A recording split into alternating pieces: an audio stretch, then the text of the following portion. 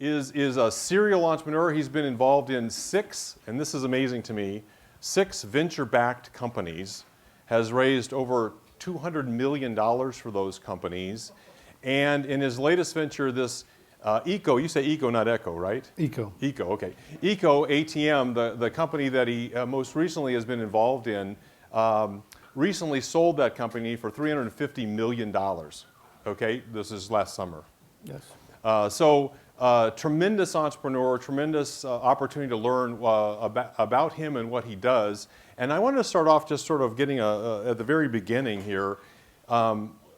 What's interesting is I grew up in an era, I'm a child of the 60s really, and in the 60s you had sort of 2 extremes. You had the sort of fanatical tree hugger hippie people, and then you had the greedy corporate raider kinds of people on the other side, and it was either or. You were in one camp or the other. That was the way it went.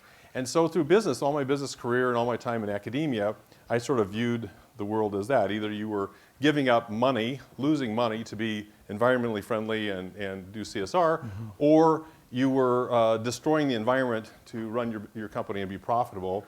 And obviously, if you just look at the name Eco ATM, you have put, it's not either or, it's an and. You've put together 2 words that seem to be contradictory and paradoxical into the name of the product. And so I'm curious, how did you start that? Where did that come from? You know, what was the beginning of all of this?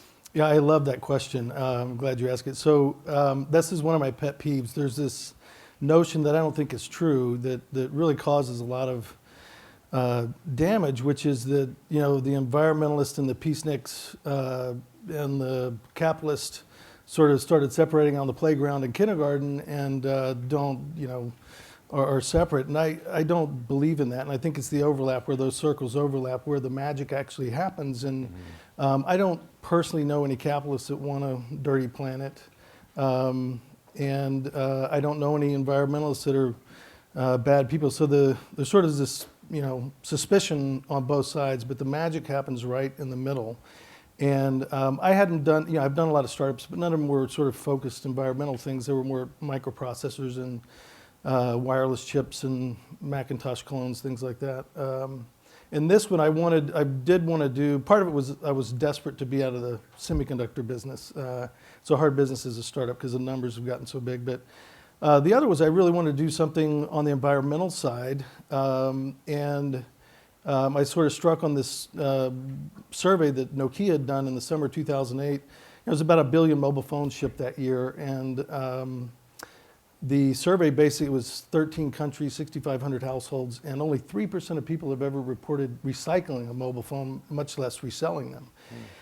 And I thought that'd be an interesting problem to try to go solve because you can make a big impact. And so we came up, you know, with some really bad ideas in the beginning. Maybe, you know, getting the Girl Scouts to raise money with the cookies. How about we get the Boy Scouts to go door to door? That's a bad idea for a lot of reasons. But we cycled through a few ideas, and being a technologist, I ended up at a technology solution, which, you know, was what if it's kind of neat, right? What if I've contributed to all of these electronics that are out there? What if I use technology to help clean that thing up, like a little Wall-E, if you've seen that movie. Yeah. And so, so anyway, that was where the sort of, you know, the notion came from. And, you know, I did the classic me search where I said, which is really dangerous, by the way, but it worked in this case, where I said, you know, why do I have a drawer full of these devices at home? And the first answer is it wasn't convenient. I didn't really know where to do it. I had some vague notion that there was a box at the zoo, and there was the battered women's box, and but it wasn't convenient. And the other was that I wasn't really incentivized. As a technologist, I'm fascinated by these. These are like really amazing devices, and I'm going to go give that away for free? Come on. So there just wasn't enough incentive, right? And they're not doing damage if they're in my drawer, but you know, eventually they're going to end up in the landfill for everybody if you don't solve that. So struck on the idea of, you know, it has to be in our path, our normal path, our normal walk of life. That can't be a special trip to the zoo. And then it has to be incentivized. So we're all a little bit lazy. You know, I think a straight environmental message, I think it's been proven over and over, there's single-digit percentage of the population that responds, to that only. And the truth is, most people are trying to get through their day. Their mobile phone penetration is at 95%. These are not all wealthy people, and they're living. They act rationally in terms of Maslow's hierarchy of needs, right? Food, water, and money. And so these things are worth money. Why not give them back what they're worth? So came up with a technology solution. And if you don't know what an Eco ATM is, it's a kiosk about the size of a refrigerator, I suppose. It sits in retail, high foot traffic areas where the whole process takes 3 or 4 minutes, and you walk up, and we use a combination of machine vision, artificial intelligence, electrical inspection, and so forth to grade your phone's condition, both visually and electronically, within 8 grades from really good to not so good at all. And then we've already pre-shopped on a semi-real-time basis around the planet for the best buyer we can find for that phone in that condition. 4,000 models of phones made since the beginning of time times 8 conditions, and I get prices on all of that. And then it presents you the price and spits out cash on the spot. And so that finally met the threshold, I thought it would, and it did, of mass participation in recycling to raise that rate from 3% to, if you've ever seen a Coinstar machine, they're kind of a mature business now. That's the company that bought us. But they got to a point where they're recycling 1/3 of all the coins in the US annually. And that's a huge benefit because you don't have to mine all those minerals out of the ground, and it recycles it all, and people get their money, and it's not sitting in an asset in the closet in a pickle jar. So anyway, we applied the same thing, and I think that over time with the similar sized network, we will make a massive impact on phone recycling by meeting that threshold that's a real threshold. You can get upset that people don't recycle for the environment, but who cares as long as you make them recycle and you get that stuff back. And so that was the notion, and that's where it started. So walk me through the solution just a little bit. So make sure. So that you put it in the device scans it for like a visual, and then it's got a way of deciding, it's got cracks or it's broken or it looks pristine. Right. And then it checks it against some model that says, okay, that must be this kind of phone, an iPhone or whatever the kind of phone is. And then how does it determine what's in the phone and what year it is and all that kind of stuff? I mean, is it just? So it's I had done a facial recognition. I was familiar enough with that and I assumed I could just apply it to this. It turns out it wasn't quite that easy. But and a lot of people told us it couldn't be done, but we did get the technology to work. The hardest part, believe it or not, was not identifying the damage. It was identifying the phone. If you think about an iPhone 5, an iPhone 4, they look very, very similar. A big black rectangular sheet of glass, to the camera, slightly different size and so forth. But if you put another iPhone 5 next to it and you smash the glass, that looks totally separate from all of these. And so determining that was an iPhone 5 with the smashed glass, and that was an iPhone 5 without one, and it was, so that was really hard, and that was the part that we took longer to solve. And then getting the damage, basically the way it works, and this isn't specifically the algorithm, but you train it. So every new phone, there's 4 or 5 that come out a week. We actually have a physical library of every phone ever made, and every tablet and MP3 player. And I saw that on your video on YouTube. You have like drawers and drawers of these phones. You open them up, and so we train them, and we put it and the machine vision studies it, and then commits that to memory in a 3D database, and it's different from all the others. And then when it does make a mistake, it gets routed back to engineering, and we retrain it to not make that particular mistake again. So it gets smarter with each mistake. So we identify it, and then we pull up from memory that one that it studied, the image of that perfect device, and then we compare it to what we're seeing and subtract those two, and what's left is the difference, which is the scratches. We calculate scratch density and missing key or whatever. So, and then now we know what it is, right? So we have a robotic mechanism that spins around to the right cable, and then it gets plugged in, and Then we do an electrical inspection. Electrical smooth. And then what do you do with the data that's on there, on the numbers and things like that? How do you get Yeah, rid of so that was a problem I thought I could solve by doing that at the kiosk. Right. And it turns out it's impossible. We worked really hard on that. It's not impossible, it's just not practical. Some phones take 10, 15 minutes, 30 minutes to erase.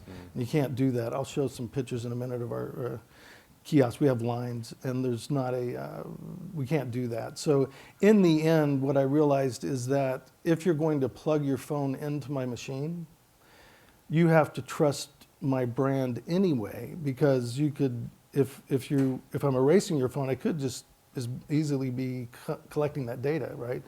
And so in the end, we had to create a brand that people trusted either way. And so if you trust me to plug it in, then trust me to erase it once we get it back, right? So we took it away from up front and we moved it to the back end, and that works. That works. And how about the method of placing the ATMs? Is there is there a high system foot to traffic, and one of the things we had to do was create not just a value proposition for the consumer that would get them to respond, but turns out the places where people go in high foot traffic areas, what works for us is high foot traffic with a quick repeat rate. So Dallas-Fort Worth Airport wouldn't be great, right? Because it's not a big repeat rate, it's high foot traffic.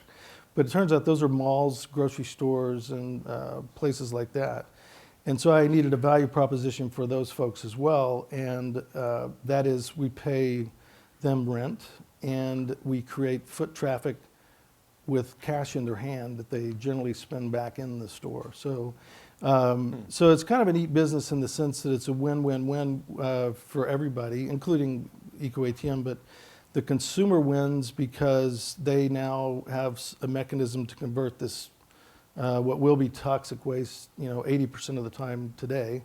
We're up to 20% recycle rates, by the way. 80% of the time that's going to end up in the landfill, but instead it goes to my kiosk, it gets converted to cash that they then spend back in the store, so the retailer wins as well. It's kind of a stimulus package that way.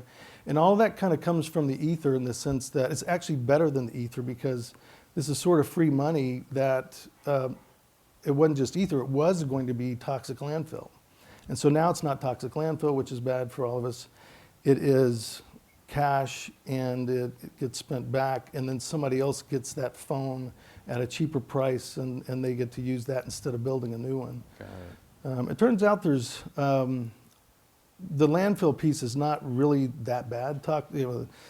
It's not great, but phone manufacturers have gotten better, and there's still some nasty stuff in there, brominated plastics and other things. But it really is about the minerals going in there, the rare earth metals that are going in that you have to then mine out of the ground, and all the energy to create those new phones. So it's a noble enterprise from that standpoint, that if you take a phone that was going to go into the landfill and you give it a second life, you didn't have to create this other one and take those minerals out of the ground and all the energy to produce that. Right. So we collect, these are EPA numbers, one kiosk, going back to the Wally metaphor, one kiosk annually collects enough phones to and the energy saved and all that, it's equivalent to taking 21 houses off the grid and about 3.5 cars in terms of greenhouse gases. And so, not as good as the cows, but but it is helpful. Plus, these things are marching out at the rate of 3 or 4 or 5 per day ramping. And so, is that right? Yeah, these little Wallies are going out cleaning the place up. And now, how many are out there now? About, we're approaching 900, and we're accelerating our plans because we're, that's one of the reasons for the acquisition. It's with their infrastructure and capital and so forth, world domination happens faster. Right, so. Right, very cool. Let's open it up for questions. Michael, you got a question you want to start with? I have a question. Yeah. Do you have any sense of how many people are doing it, if any, for the environmental aspects of it? Because really it's almost like upcycling. It's not upcycling, but very close to it. Yeah, It's so. great idea.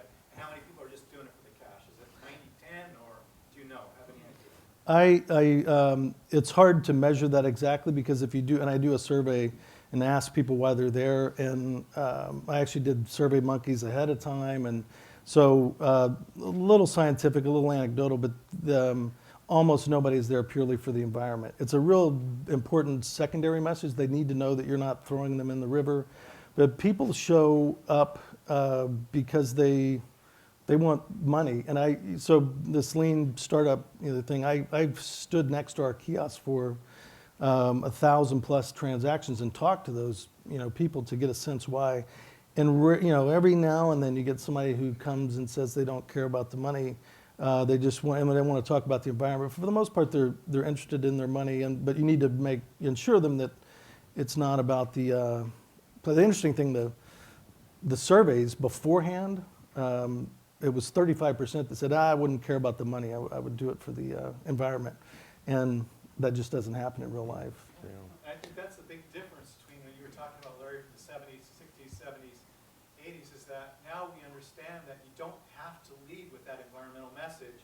It can do everything and do a lot more sometimes when you don't lead with that message. And this would be case in point. Yeah, I mean, I'm maybe it's just me, but I see another invite to another green conference or whatever, my eyes glaze over. It's just it's a beat thing, and it's got to be a different approach, both for consumers and for everybody else. It's got to have, if you want to do something environmental, the way that you make an impact is by having a lot of people do it. Yeah. And what is that message, right? If environmental straight is not working, mix it up. The SEER thing is a good model. Questions?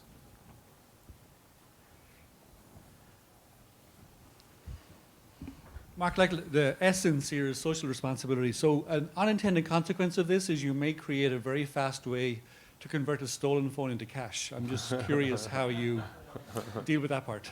Yeah, that was actually a big concern from the beginning, and then you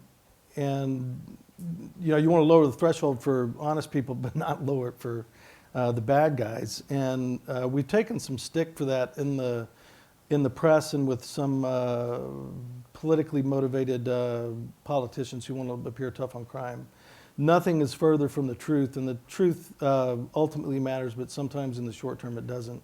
So what we do, which is more than anybody in the industry, and it turns out that thieves don't use our machines very often. It does happen, but we're close to 2 million phones collected, and so bad guys will be bad guys. But less than 1 in 1,500 that we collect is stolen, and the reason is when you come to the kiosk, I gave you the short version. The longer version is that we actually have live people watching you through multiple cameras for every transaction. You have to present a valid ID. We look at that ID remotely, that picture versus yours. We use facial recognition technology and humans, and it has to be approved. It has to be, and we actually get your thumbprint as well, and the serial number off the phone, and that all goes into report and is reported to police. And so if you lose your phone or get it stolen, report it to the police, and they have a way to match that against but we're one of the only guys in the industry, a couple other companies do it, but 95% of the phones that are sold used don't do that. So I'm actually at the top of the stack in terms of responsibility on that front. But it's an easy story for sometimes for a police chief or somebody else who's running for office to go, I want to be tough on crime, I'm going to ban these things. So that's we thought about the problem in the beginning. We underestimated the political aspect of that. And so, but we're going to put that genie back in the bottle pretty soon. The truth will win eventually. More questions? Hi, over here. Oh. Hello. Thank you for being here today. I'm wondering how you differentiate yourself from the recycling programs that are offered within the stores like Sprint or Verizon. It seems pretty convenient for customers to be able to go back to their provider and when they upgrade, change the phone. And I know there's some incentives there as well. How do you differentiate? It's a good question. It's a couple of ways. One is that you generally have to do that in the context of an upgrade to the next phone, which is a great place to be, right? The gazelle comes to the water and the lion gets them there. But it turns out that my customers, you break your phone or you want cash instead of store credit. You don't have to do it in the context of an upgrade. It takes a lot more time. One of the things that by the way, the carriers are getting much better at doing this, and you've seen the ads with the new box experience the guy keeps up with. So they're really interested in getting these phones back as well, and they have all wanted us to put our machines in their store, but they're not really high foot traffic. They're 100 door swings a day, and I can get that in 10 minutes in a mall or a grocery store, right? So, our differentiation is it's immediate and it's cash and it's not store credit. It's not in the context of an upgrade. So, but it is real competition, obviously, and we may figure out a way to partner with those guys going forward. But all of our success has been in a world where all of those guys were doing that already, and so while they're getting better at it, I think we'll be around. So. Very good. Questions? Hello, how you doing? My name is Kwame King. My name is Kwame King, the owner of V-Hats, and I had a question for you. Like with the phones, when you put them in, and you have to put the identification of what the phone is and everything. Now, I was wondering, are people more happy about it because of the environmental stand of view, or from getting the cash? Because how much cash do you get from like an iPhone? We're competitive with the other methods that you. One of the advantages a carrier has is they can sort of make that price look bigger because they can bundle it with. It's a $2,000 transaction for them when they sign you up to a new contract. So they have an advantage that they can kind of fudge the numbers one way or another. But I'm competitive with the online models or the point of sale buyback in terms of price.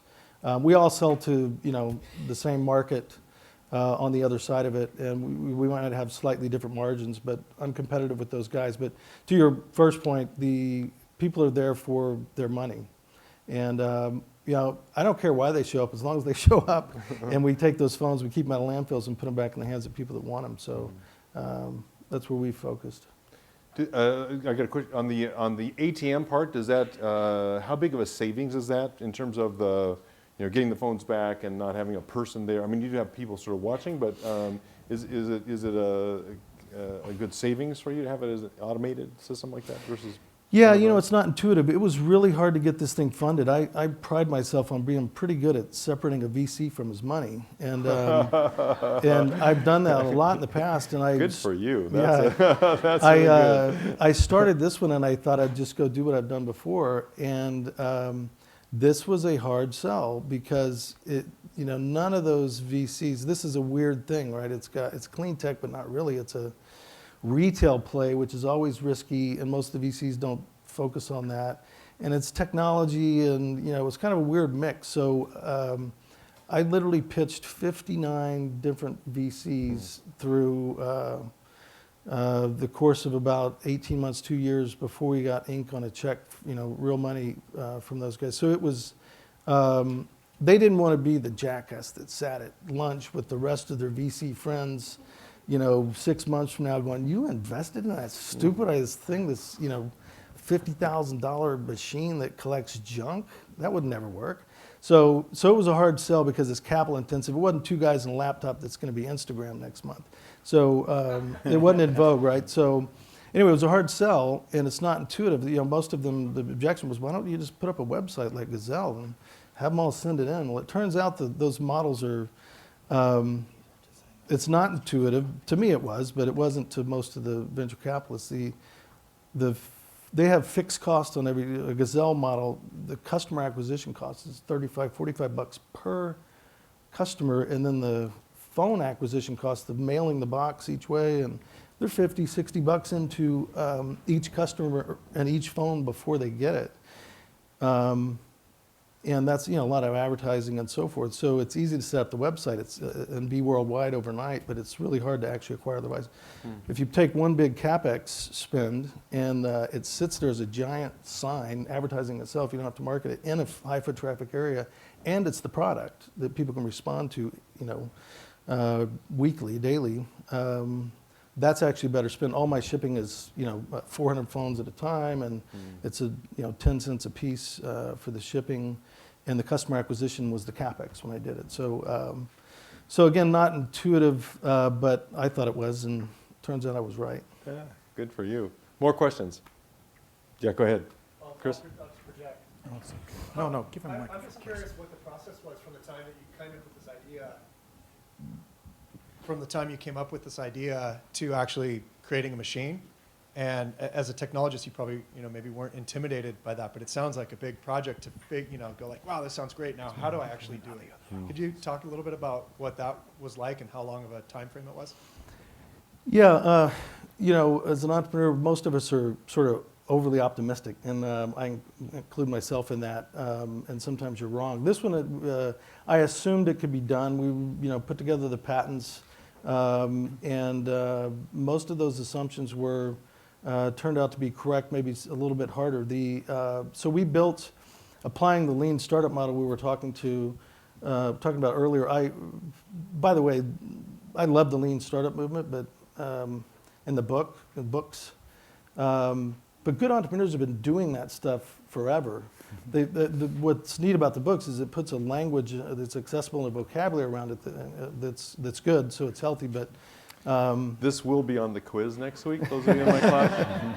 no, T.J. Watson, the founding IBM CEO from the 20s, I think, his famous quote was, "To succeed, you have to double your error rate." I mean, this stuff's been around. So the process was, it's harder to apply lean startup to, I like the way it was done to food. I hadn't heard that one before, but to big iron hardware, it's kind of a little bit harder, right? But what we did was, and I'll show a couple of pictures, we built a wooden prototype, Old Bessie, and it was literally just we weren't testing any technology, but it turns out it was a really good test of the market. Wooden box, painted nice with the logo, and had a touch screen on it that we did program that, but it was just, you hit the logo of your manufacturer, and then it brings up the images of, iPhone 3GS, and you hit it, and then, is it broken, or memory size, and then is the screen broken, does it power up, and then it yields a price. But that's it. And so we put a hatch on it with a handle, and so you stood next to it with the money belt, and you would so that was a way to test in retail. How many people would respond to walking past a box in retail that looked like a machine and sell their phone? And it turns out it was a really accurate test. And so we would stand next to it with the money belt, and you couldn't let them do it because you would get a banana instead of an iPhone, right? So we had to stand there, and so they would, come up. Actually, we learned that it was better to lurk down the aisle, because if they saw you standing there, they thought you were going to sell them something, right? So we would wait and then creep up behind them afterwards. But they would, come up and price it, and then we would take the phone and put it in the hatch and drop it down, and then pay the money out. And a couple of really interesting learnings there was, we ended up with these 45-minute waiting lines within a week of the first thing. And you didn't want these people to stand there for 45 minutes and then bring up. Some phones aren't worth anything, right? So, one of the measurements then was if it had a whip antenna, it's probably not worth anything, right? So I'd be, going as fast as I could through each customer, and I'd say, hold on a second. I would walk down the line and say, hey, you're welcome to wait. If your phones have whip antennas, they're probably not worth anything. And I'll recycle those for you, but you don't have to wait if you don't want. And then invariably, every time, no, Sonny, I want to wait and see what the machine says. I programmed the machine. I programmed the machine, but it was what it is, and what it turns out, what makes our system work pretty well, and I'll claim genius now, but I really didn't think about this much, and that is that people don't like establishing the value of a used thing with another human, at least not in our culture. And in the objectivity and the anonymity of the machine, it never says, hey, what are you doing? And I come back, I'll give you another $5. It doesn't embarrass you because you're trying to sell a $2 item. It's the same answer every time, and it takes that awkwardness out. And you still have that at POS, point of sale buyback, and you still have that over the web because they downgrade it half the time when you send it in and give, and this is the same thing every time. And so So that was a little bit of an aha moment that objectivity, this machine, people want to deal with a machine, it turns out, on some things, and that was one of them. Yeah. So we built that, we put it in the back of my truck, drove it to Omaha. Yeah. And, We might just have you stand over there and walk us through your Yeah, slides so there. that's actually, this is a good place for these slides. Yeah. Okay. So this was Old Bessie, she's in our lobby now.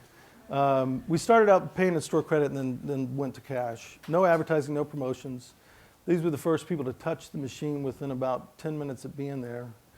Nebraska Furniture Mart, by the way, if you don't know, it's a Warren Buffett company. It's there's only 3 or 4 of them now, but they're like a Best Buy on steroids. It's literally like 4 million square feet of retail space, and the electronics was like 400,000 square feet or something. Anyway, they were the first people that said, roll this thing in and give it a try. And so we put this in my truck and drove it to Nebraska and rolled it in and sat it down. And this was the first person to recycle. This lady was from Lincoln, which is about 30 miles away. So she saw it, got in her truck, drove back to Lincoln, and came back with her granddaughter and recycled a bag of whipped antenna phones. They weren't worth much. It wasn't a good environmental story. She probably burned $20 in gas doing that. But pretty soon we ended up with lines, and we had a perpetual 45-minute waiting line for weeks. And at 9 in the morning, about a weekend, there was 3 or 4 people standing out the front door. The manager, well, this never happened. He went and opened the door, and they all went straight back to the machine. And then it just sort of built from there. So we were having to empty the machine twice a day at the end of it because it was just, it got full and was overflowing. This is just the last 2 days of phones in the back of my truck. We were just overwhelmed. So then we did, all right, well, this might work, right? At that point, we thought the VCs may fund us, and no way, this will never work. It's working. So we built a Gen 2 where we could start to do the same test but hang the technology in it. And it still wasn't robust enough to not have people. We still had to stand next to it. I made my sons all do shifts working it, and we were processing phones in the living room. And by the way, my lovely bride is here. She put up with this. I've done a lot of startups and done a lot of stupid stuff with the money I've made, and like funding new ones that didn't work out. And we ended up going 2 years with no salary, sold a house in the process to fund it. Sold the kids' college funds, also don't tell them. I made it back, and made a lot of, not just me, but the other founders. So I had shoved all my chips out on the table on this, and it's, come home after the 50th VC pitch, and, how'd it go? They think we're crazy and we should give it up. The idea is stupid, it'll never work. By the way, we should sell the house. And so anyway, she put up with me, and it turns out it was a good gamble. Yeah, let's give her a round of applause for that. Yeah. So we built 20 of these, and we had those out for several years, always someone standing next to it. We got up to sort of 50% accuracy and 60 and 70, but it still wasn't good enough for a consumer experience not to have somebody to intercept if it went wrong.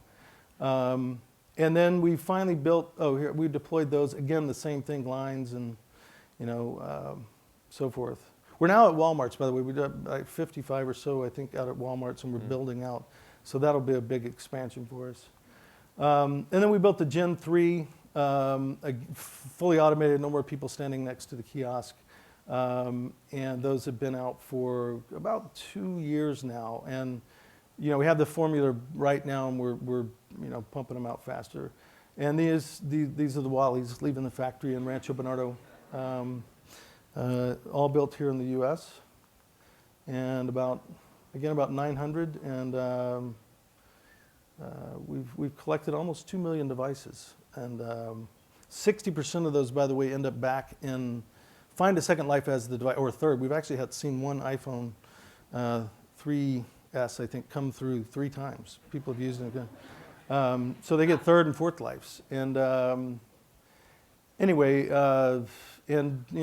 international expansion. But the 60% gets a second life. The 40% is either too old or too broken, and nobody wants those. We can't find a market, and if we can't find one, it probably doesn't exist. So those goes to material reclamation, and it gets the gold. There's about $1.25, depending on the market price for precious metals per phone in terms of silver, platinum, gold, palladium, copper, tin, and basically they go into a giant smelter and all get smelted down, and you get those back so they don't have to be mined out of the ground, which is one of the worst environmental pieces of the whole thing.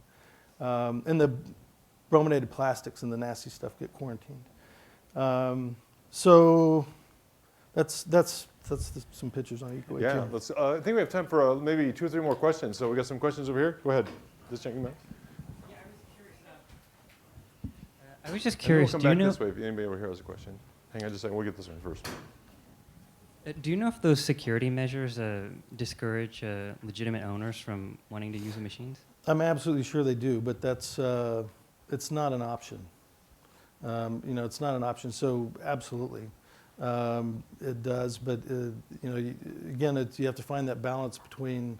To the point about SEER and ethics, it's you have to be sincere, not just you, but the entire organization, about not wanting to be involved in any stolen phones. I don't want to be involved in stolen phones. Nobody else does either.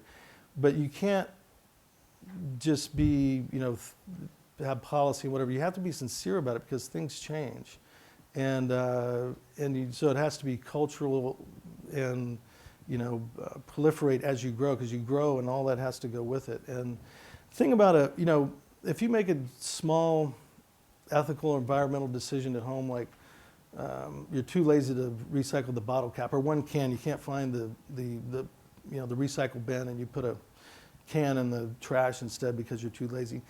That's one thing. If you're a company with holding levers on big things, 2 million phones and all these kiosks, and you make a small decision like that, the bottle cap turns into a giant effect on a bunch of people. And so in a way, you have to be a lot more responsible when you're a capitalist with your hands on those levers than you do have to be as an individual. And that's a hard thing to keep up as your organization grows. But you have to, those people will walk away, and I try to do as much as I can to discourage that, but you're going to lose them. Let's take a question from in this area here. We've got one back here. Oh. Thank you. My question. We're going back there? Yeah, I'm back cool. here. I got it. David Ramos, cohort 6. Hi. My question has to do a little bit with what we were just talking about. And it basically, I'm wondering how difficult is it for you to place your kiosks in stores and in malls and things, and what kind of incentives do you offer for them, allowing for you to place them in their it's rent. We pay them a fee to be there, but also it's not a hard sell, by the way. I mean, everybody, this is not difficult. The channels want us, we have to prioritize where we want to go. Again, I want to be in the path of as many people as possible as soon as possible. And so, we sort of went NFL cities first, and then Walmart's going to get us into more, rural communities where that's the mall. But I want to go where the phones are, right? The famous quote about robbing banks, because the money's there, right? Mm-hmm. So I'm going to go where the foot traffic is, and so their value proposition is rent and eco-branding. And by the way, it's 2 trips, right? Nobody has their phone to sell when they walk in. Actually, I'm surprised how many people have their used phones in their trunks. Having stood next to kids, like, oh, I'll get them out of my trunk. Like, why are you carrying your trunk? How many phones are chewed up by dogs? It's shocking to me. They get a second trip, right? The consumer's there once, they go home and they get them back for that. So there's a lot of stuff that's good, for the retailer that works. So it's not a hard sell. Yeah. I hate to say this, but we're going to have to cut this off right here. We need to get to break. So thank you so much, Mark. This has been wonderful.